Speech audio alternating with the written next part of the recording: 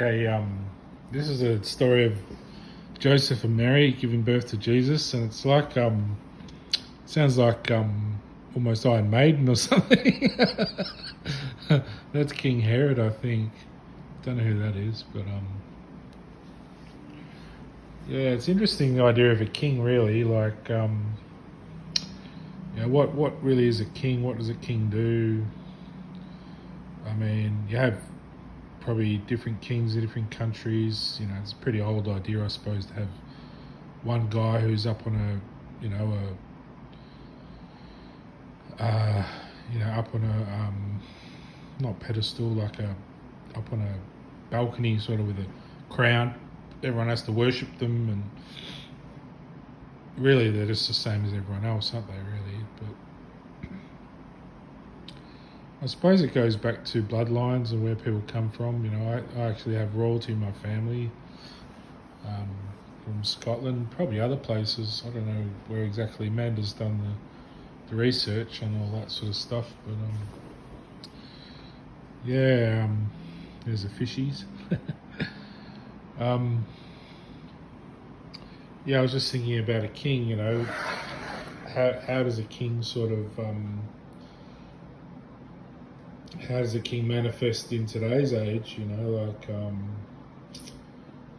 got King Charles, who's English, sort of the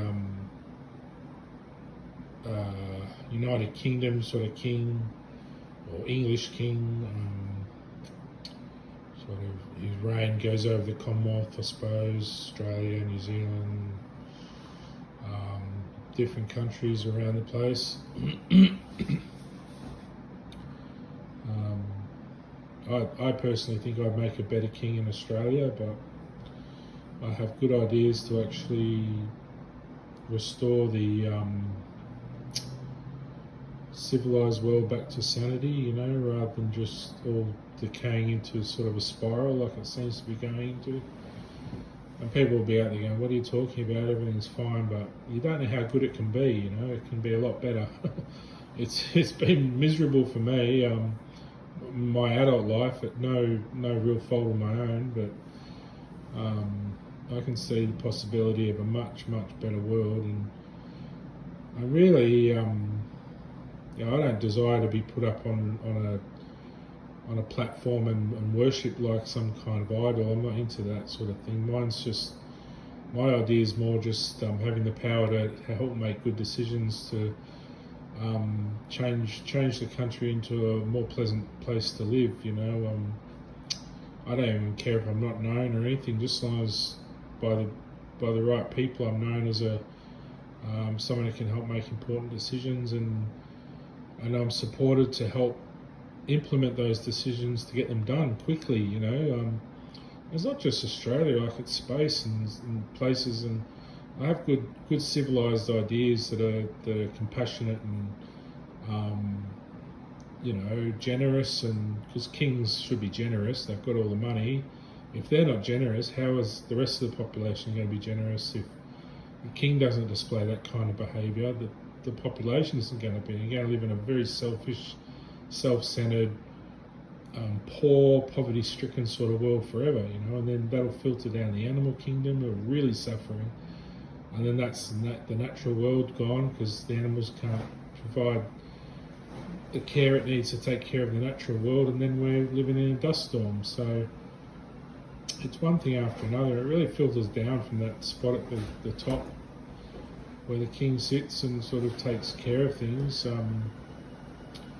It doesn't have to be an actual physical top. I can just stay in this room, really, and just do work from here. And I'm quite happy here, really. It'd be more lovely with a girlfriend living with me, if I can find someone. But I'm just a bit stuck with money. It's hard to find anyone the right person that I really find attractive, and so it's hard to sort of propagate the love I need in my heart to really do my job too. It's all there. Just you need someone to help nurture your love. You can't really go for a bite. Oh, it's bad bad analogy. What's a good analogy? I mean, you can't really go for a car ride without a car. You know, I suppose a girlfriend's your car for your love. You know, your love is the ride, and she helps you to as a vehicle for that love to share it with the world and go for your journey. And I mean, it's a bad analogy, really, turning a girl into a car. I suppose maybe a horse is nice, you know, or what's an analogy like? I suppose, you know, girls like an aeroplane. You know, she takes off, helps you get off in flight to fly. You know, she's the person that really, the catalyst that changes your life, so you can. Another good one's sort of family, I suppose. You can't really have your children without your wife too, because she's that one that provides the other half of your family. So yeah, I suppose when you talk about your better half, really talking about your family life, aren't you? So a person can be on their own, they're a whole person, but without a partner, the family's not whole, is it? You're just on your own, or you got your pets, or your things, or, you know, and I'm pretty much as far as I can go with all that. I'm just fooling around with like little fish and stuff, and really I've got to try and find a partner, but a princess.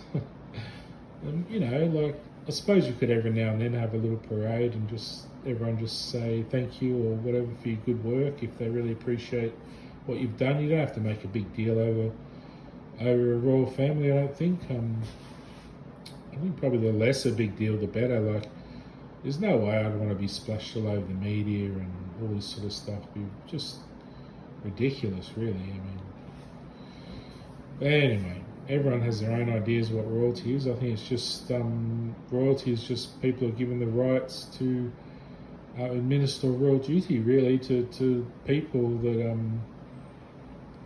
people can thank them in the way they see fit. They don't have to be forced to do anything out of the usual. You know,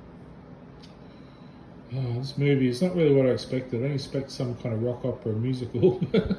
It only cost $5, so, you know. Anyway.